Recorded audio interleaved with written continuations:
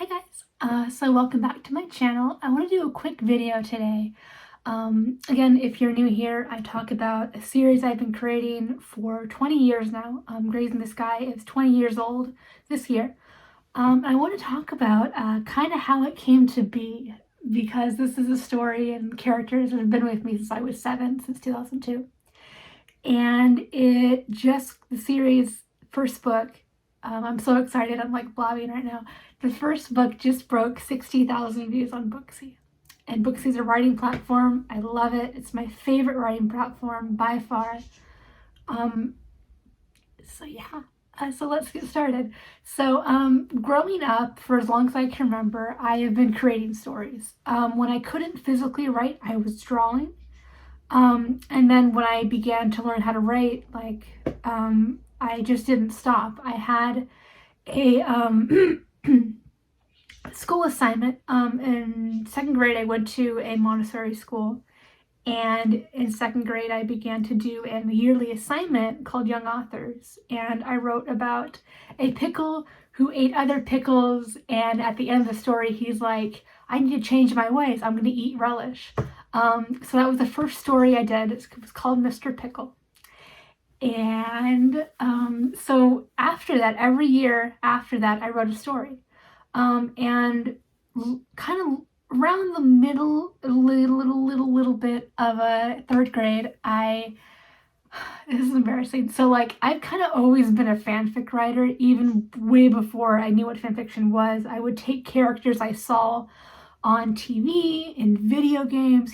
Video games were so huge to me, just watching people play. My brother, my dad, going through Final Fantasy 7 like 20 million times, and then Resident Evil 4 when we were a bit older, 20 million times. But anyway, so I had a really big fascination with Super Smash Bros., the original Super Smash Bros., specifically Princess Zelda. So she was like my imaginary friend when I was like in third grade, and I just imagined her I was hugely influenced by Calvin Hobbes too. So I would imagine her like kind of giving me answers to quizzes or something when I was like in third grade. And huge Pokemon fan. Ash and Misty were like my first OTP total ship. Anyway, so I was very imaginative when I was growing up. And again, writing a story a year up until I was in 8th grade. But I began to take things I saw in video games, and I began to kind of make it my own.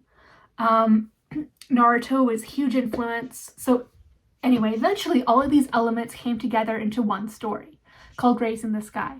The main character's name is Lance, which was inspired by somebody I knew growing up. I was born and raised in my dad's martial arts school, and when my brother and I couldn't do the adult classes for a period of time, we had a kind of babysitter. His name was Lance. I really liked that name, and I remember when I decided to okay, I want to make him a character in this ever-growing, ever-expanding plot in my head. I was young, maybe 6th grade, and I'm like, I really like that name. Can I fit him into a character? And I thought about it, and I kind of shelved the name. I kind of go, no, not yet. So there's just so much with this story. So anyway, eventually, writing a story a year for young authors. When I got into 4th and 5th grade, I began to write fan fiction without knowing it was fan fiction. So I took 4th grade. I went into my elementary school. So from 4th to 6th grade was elementary in this school. 7th and 8th was called middle school. And so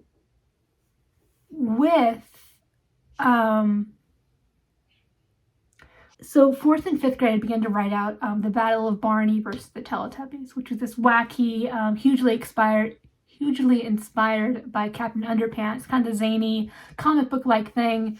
And then when I got to 6th grade, I was already being bullied and teased, but I wanted to write out. I was heavily influenced by Naruto, and I wanted to write out the plot that had been going in my head since like the Final Fantasy 2002 days. So I wanted to write about that, and but again, already being bullied, didn't want to be bullied even more by writing Naruto fanfiction. I did make an account on fanfiction.net, and like, I want to try to do it. I want to pitch this at Cartoon Network, blah blah blah. And so I didn't write out the story. Instead, I wrote out a kind of serious, sort of not thing called Phone Creep, which is probably one of the worst things I've ever written. But I was going back through it the other month or so. I'm like, it's not bad. It was a different part with my writing. But 7th and 8th grade, I began to write out the closest thing to grazing that I could get without really writing grazing. Characters, Zidane, Zuka, had been in my head since 2002. And so basically, I wanted to take these characters and finally spread them out.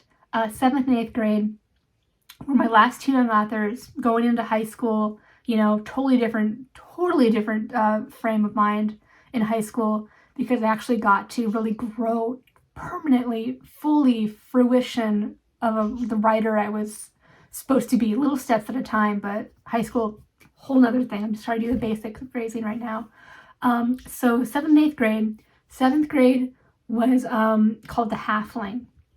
And I was very self-conscious about writing this story because the characters, Zidane and Zuka, were very much so close to me. And I just couldn't write them out. They were just so close that like, I can't put this part of my soul on paper yet.